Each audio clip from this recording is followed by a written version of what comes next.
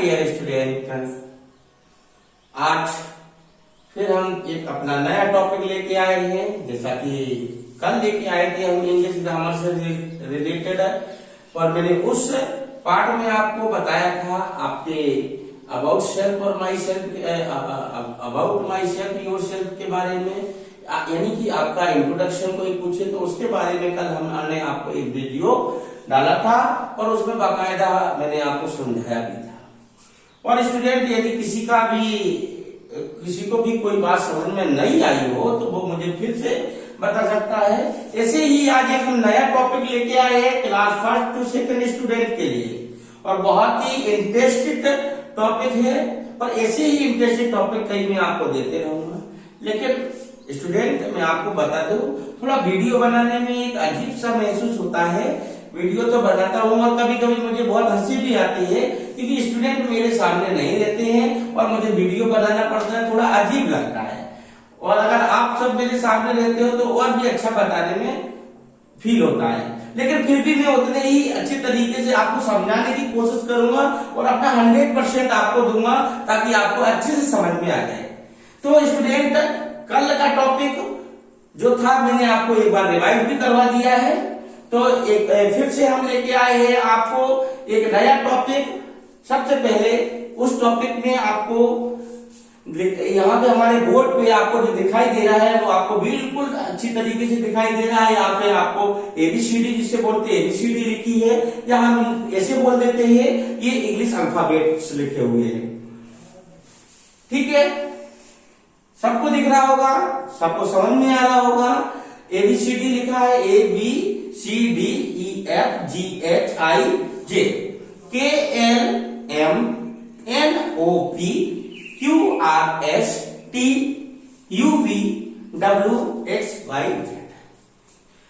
देखो स्टूडेंट, मैंने यहाँ पे आपको ऐसे ही लिख दिया बोर्ड। मेरे पास यहाँ पे 4 लाइन की कॉपी नहीं थी और मैंने यहाँ पे लिखा भी नहीं है इसमें, यानी कि मैंने लाइनिंग नहीं कर पाई है, और इसमें लाइन करना थोड़ा सा मुझे दिक्कत दे रहा था। तो मैंने कहा स्टूडेंट को ऐसे ही बता देंगे, क्योंकि हमारे स्टूडेंट वैसे ही इंटेलिजेंट हैं और हम कई बार उनको बता भी चुके, नर्सरी से लेके हमने क्लास 1 2 तक आपको बताया भी है। और जब भी कभी नया सेशन चालू करते हैं तो उसमें सबसे पहले हमारे यही टॉपिक्स रहते हैं, जो बेसिकली चीजें हैं उनमें मिस्टेक्स ना हो, उनमें किसी भी प्रकार की कोई दिक्कत ना हो। तो यहाँ पे मैंने लाइन नहीं कर पाई, 4 लाइन नहीं बना पाई और आपको नहीं बता पाया। लेकिन मैं फिर आपको एक बार अंडरस्टैंड करवा दे रहा हूं कि ये इंग्लिश अल्फाबेट्स जो लिखे हैं, आपके पास एक 4 लाइन की कॉपी होती है और उस 4 लाइन की कॉपी में आपको उन लाइनों में आपके अल्फाबेट्स बनाने पड़ते हैं। तो स्टूडेंट, ये जो लेटर्स लिखे हुए हैं, इन लेटर को हम बोलते हैं कैपिटल लेटर। और मैंने बताया भी अपने स्टूडेंट को कि कैपिटल लेटर्स हमेशा 4 लाइन्स की कॉपी में, और विद टाइम 4 लाइन की कॉपी में ऊपर से हम जब काउंट करते हैं, उस 4 लाइन में से ऊपर से जब हम काउंट करते हैं तो 3 लाइन में कैपिटल लेटर्स बनते हैं। जितने भी कैपिटल लेटर फर्स्ट जो हमारे अल्फाबेट्स हैं उनमें ऊपर से 3 लाइन्स काउंट करते हैं और उन 3 लाइन में हमारे कैपिटल लेटर्स बनते हैं। तो स्टूडेंट, आप ध्यान में रखना कि आप जब भी अपनी कॉपी में इन चीजों को नोट करें तो हमारे जो लेटर है वो लाइन टू लाइन बनना चाहिए। अगर आप अपने लेटर को लाइन टू लाइन नहीं बनाते हैं तो वो अच्छे नहीं दिखेंगे। और दूसरा ये है कि कोई भी स्टूडेंट एक ही लाइन में 6 लेटर या 5 लेटर ना लिखे, 7 लेटर ना लिखे। तो लिखना कैसे है कि कभी भी हम जब भी अल्फाबेट्स लिखेंगे या कभी भी इंग्लिश भी लिखते हैं तो उसमें क्या करेंगे कि एक लाइन 1 लाइन में हमें या तो 5 लेटर लिखना है या 4 लेटर लिखना है। अब फर्स्ट लाइन में अगर 4 लेटर लिखे तो सेकंड में भी 4 लिखना है, उसके नेक्स्ट में भी 4 लिखना है, उसके नेक्स्ट में भी 4 लिखना है। यदि आप 5 लिखते हैं तो प्रत्येक लाइन में 5 लेटर लिखे होने चाहिए। यदि आप किसी में 6 लिखेंगे, किसी में 5 लिखेंगे, तो वो लेटर्स वो कॉपी में जो आप लिखेंगे उसका राइटिंग जो है बहुत ही डर्टी लिखेगा, बहुत ही खराब दिखेगा। और अच्छा नहीं लगेगा आपको भी, और कोई भी आपकी कॉपी देखेगा तो बहुत ही अगली दिखेगी वो। तो स्टूडेंट मैंने यहाँ पे लेटर्स लिखे हैं, आपको दिखाई दे रहे हैं। हम इन लेटर्स को लिखते हैं, देखते हैं और काउंट करते हैं तो हमें पता चलता है ये पूरे अल्फाबेट्स जो है 26 अल्फाबेट है। चाहे जैसे काउंट भी करेंगे और यहाँ पे थोड़े से मैं मार्क कर देता हूं, इसके बाद हम अपने क्वेश्चन पे आएंगे, फिर हम क्वेश्चन वाइज हम आपको एक चीज क्लियर कर देंगे। ध्यान से देखेंगे।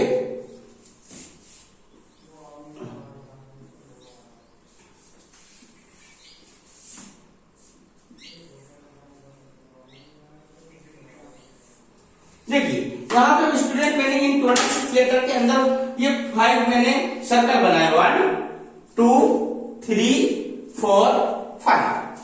अब क्वेश्चन देखेंगे स्टूडेंट, इस अल्फाबेट के अंदर, इन 26 अल्फाबेट के अंदर कई क्वेश्चन बनते हैं। जैसे फर्स्ट क्वेश्चन मैंने यहां पे लिखा है, how many letters are there in English alphabet. कोई भी व्यक्ति हमसे कभी भी पूछता है तो एक कंप्लीट क्वेश्चन में पूछता है। कैसे पूछता है? How many letters are there in English alphabet, then your answer will be there are 26 letter in English alphabet. जब वो पूछेगा कि बताओ हाउ मेनी लेटर, कितने लेटर्स या कितने अक्षर are there in English alphabet, अंग्रेजी की वर्णमाला में कितने अक्षर होते हैं, तो आपको पता रहता तो आप कह देते 26 लेटर होते हैं। तो लेकिन जब उसने ऐसी इस तरीके से क्वेश्चन को पुटअप किया है आपसे, जब इस टाइप से आपको क्वेश्चन को पुटअप किया तो आपका कंप्लीट आंसर होना चाहिए। तो कंप्लीट आंसर कैसे देंगे आप उसको? There are 26 letters in English alphabet. फिर नेक्स्ट क्वेश्चन इसी अल्फाबेट से, इन्हीं लेटर से हमारा नेक्स्ट क्वेश्चन बनता है, how many vowels are there in English alphabet. कितने वॉवेल कितने होते हैं इंग्लिश अल्फाबेट में, कितने वॉवेल होते हैं? तो आंसर में हमारा आंसर होगा there are 5 vowel in English alphabet. ये तो एबीसीडी दिख रही है, इस एबीसीडी में 2 टाइप के लेटर पाए जाते हैं, एक होते हैं वॉवेल और एक होते हैं कॉन्सोनेंट। तो कितने वॉवेल बताएगा यहाँ पे? अगर वो पूछता है कि हाउ मेनी वॉवेल्स, तो हम बताएंगे कितने वॉवेल बताएंगे। हम यहाँ पे नोटेड द पॉइंट, कितने वॉवेल बताएंगे? 5 वॉवेल होते हैं। तो 5 वॉवेल कौन कौन से होते हैं? ए, ई, आई, ओ, यू। आपकी जानकारी के लिए मैं यहाँ पे ब्रैकेट में भी लिख सकता हूं, ए, ई, आई, ओ, यू। यहां पे थोड़ी सी मुझे परेशानी हो रही है लिखने में, लेकिन मैं फिर भी आपको ऐसा लिखेंगे जो समझ में आ जाए। शायद मैं देख रहा हूं कि आपको दिख पा रहा होगा। तो there are 5 vowel in English alphabet. अब वो कभी इसमें ऐसे भी पूछ लेता है, बताओ 5 वॉवेल होते हैं तो कौन कौन से होते हैं वॉवेल? तो हम तुरंत बताएंगे, ए, ई, आई, ओ, यू। Next question. तो स्टूडेंट फिर से एक बात समझ लें कि मैंने कहा था कि एबीसीडी के अंदर 2 टाइप्स के लेटर पाए जाते हैं, जिन्हें हम एक को कहते हैं वॉवेल और वॉवेल्स, और एक को कहते हैं कॉन्सोनेंट। तो कोई हमसे क्वेश्चन पुटअप कर देता है, how many vowels are there in English alphabet, तो then your answer will be there are 5 vowels in English alphabet. तो फिर उसके आगे भी वो कह सकता है, बताओ 5 वॉवेल होते हैं तो कौन कौन से होते हैं? हमें बताना चाहिए, ए, ई, आई, ओ, यू। अब स्टूडेंट यहाँ पर देखिए आपका मैथमेटिक्स भी आ गया। देखिए 26 लेटर थे, टोटल कितने थे? टोटल लेटर कितने थे? 26। अब 26 में बेटा 5 वॉवेल निकल जाएंगे तो कितने बचेंगे? 21 बचेंगे। देखिए यहाँ पे टोटल लेटर कितने थे बेटा? 26 थे। 26 में 5 वॉवेल निकल जाएंगे तो हमारे इक्वल में कितने लेटर रह जाएंगे यहाँ पे 21 रह जाएंगे कि नहीं रह जाएंगे 21। अब बाकी के जो बचे 21 है वो क्या है, जब 5 वॉवेल होगा तो जो बचेगा वो क्या रहेगा, कॉन्सोनेंट रहेगा, सीधी सी बात है। तो नेक्स्ट क्वेश्चन वो कह सकता है how many consonants are there in English alphabet, then your answer will be there are 21 consonant in English alphabet. तो देखो स्टूडेंट, बहुत इंटरेस्टिंग एक बात बताने जा रहा हूं मैं आपको कि बेटा यदि ये एबीसीडी नहीं होती तो हमें शायद लगता है कि इंग्लिश का जन्म भी नहीं हो पाता।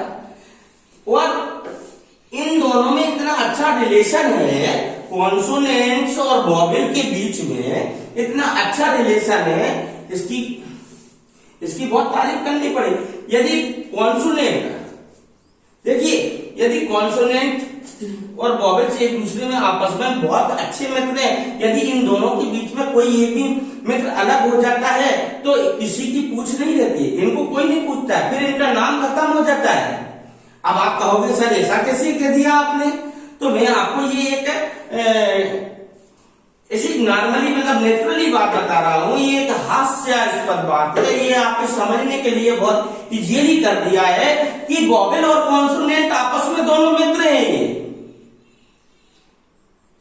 ये समझ पा रहे हो कि नहीं, वॉवेल और कॉन्सोनेंट आपस में ये दोनों एक अच्छे मित्र हैं, चाहे तो इनको भाई भाई मान ले, और ये दोनों एक दूसरे से अगर कोई भी थोड़े दिन के लिए भी अलग हो जाए या ये एक दूसरे से दोस्ती तोड़ दे तो इनमें से कोई भी एक जिंदा नहीं रहेगा, और अगर ये जिंदा नहीं रहेगा तो बेटा इंग्लिश भी नहीं रहेगी।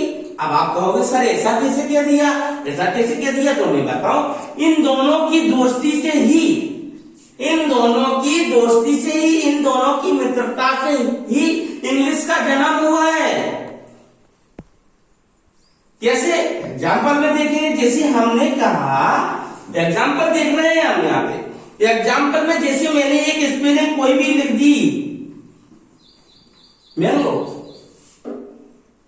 देखो मैंगो लिखा मैंने, बिल्कुल देख पा रहे होगे आप, बिल्कुल साफ साफ एकदम क्लियर मैंने लिखा है यहाँ पे मैंगो। अब मैंने यहाँ बताया था कि वॉवेल कॉन्सोनेंट में कोई एक अलग कर दो तो इसका कोई मीन नहीं रह जाता है। मान लेते हैं हम थोड़ी देर के लिए इनमें से कोई कॉन्सोनेंट अलग कर देते हैं, मान लेते जी अलग कर दिया, देखो सुन लो यहाँ पे मैंगो ही लिखा रह देते हैं, हम यहाँ पे सपोज करते हैं या यहाँ पे देखते हैं कि हमने कहा था कि इन दो वॉवेल और कॉन्सोनेंट में कोई भी एक को अलग कर देते हैं तो उसका कोई भी मीन नहीं रहता है। देखिए कैसे कि मैंगो में हम इसको जी को अलग कर देते हैं तो क्या रह जाता है, केवल मानो, और लिखा मैंने क्या था मैंगो, क्या लिखा था मैंगो, तो देखो इसका सेंस चेंज हो गया। अब मानो का कोई मतलब ही नहीं रह गया, मानो तो ऐसे हिंदी में बोल देते हैं, लेकिन इंग्लिश वर्ड कोई मानो रह गया क्या, नहीं रह गया। चलो थोड़ी देर के लिए मान लेते हैं कि मैंगो का मैंगो ही बना देते हैं, मैंगो का यहाँ पे मैंगो ही बना दे देते। अभी मैंने यहाँ पे कॉन्सोनेंट निकाला था, अब इसमें से हम वॉवेल निकाल लेते हैं, और वॉवेल ऑलरेडी आपको पता है, वॉवेल आपको पता है कि ये वॉवेल होते हैं। अब चलो मैंगो में से हम वॉवेल निकाल लेते हैं, कोई आप ही बता दो, नहीं तो मैं आपको बता दे रहा हूं, इसमें से हम ये निकाल लें या मान लो वो निकाल लें, कोई भी एक निकाल लें। अगर मान लो ए निकाल लेते हैं तो क्या बनता है MNGO, यदि मान लो हम इसमें से ओ निकाल लेते हैं तो क्या बच जाता है, अकेला मैंग बच जाता है। तो देखो बेटा मैंने कॉन्सोनेंट भी निकाल के बताया आपको, वॉवेल भी निकाल के बताया, तो देखो इन तीनों को मैंने अलग अलग निकाला, इनमें से मैंगो को किसी ने पूरा नहीं कर पाया, पर ये कोई भी एक स्पेलिंग नहीं होती है, इनका कोई भी मीनिंग नहीं होता है। ऐसे ही हम बता रहे हैं कि यदि हमारे इंग्लिश के अल्फाबेट के अंदर कॉन्सोनेंट और जो वॉवेल्स हैं ये एक दूसरे से अलग हो जाएंगे तो हमारी इंग्लिश का कोई मीन नहीं रहेगा, कोई भी वर्ड क्रिएट नहीं हो सकता है, कोई भी वर्ड को हम पढ़ नहीं सकते हैं। इसीलिए इन दोनों की दोस्ती होना बहुत इंपॉर्टेंट है, और ये एक दूसरे से थोड़ा सा थक गया हूं मैं, बोलते बोलते स्टॉप नहीं लेता हूं, मेरी आदत भी ऐसी ही है कुछ, लेकिन फिर भी आपको समझाने की कोशिश अच्छे से करेंगे कि वॉवेल और कॉन्सोनेंट में अगर ये दोनों अलग हो जाते हैं तो इनका कोई मतलब नहीं रहता, और इसीलिए इन दोनों में बहुत घनिष्ठ प्रेम है। और इस चैप्टर के माध्यम से मैं आपको एक मोरल बात बता रहा हूं कि हमें आपस में एक दूसरे से बहुत अच्छी फ्रेंडशिप रखनी चाहिए। हमें सबके साथ एक ब्रदरहुड जैसा हमें एक दूसरे से रिलेशन रखना चाहिए, ताकि हम एक दूसरे से मिलके चलेंगे तो हमारा देश, हमारी सोसाइटी, हमारा परिवार, हमारा पास पड़ोस सभी विकास करेंगे। इसीलिए हमें वॉवेल्स और कॉन्सोनेंट की तरह अपना बिहेव करना है, हमें वॉवेल और कॉन्सोनेंट की तरह अपना व्यवहार रखना है। आज के लिए बस इतना ही हम कहेंगे, और कल हम एक नया चैप्टर लेके आएंगे, उसमें कुछ नई चीजें बताएंगे। और student, I understand that you will be understand my topics. Thank you so much.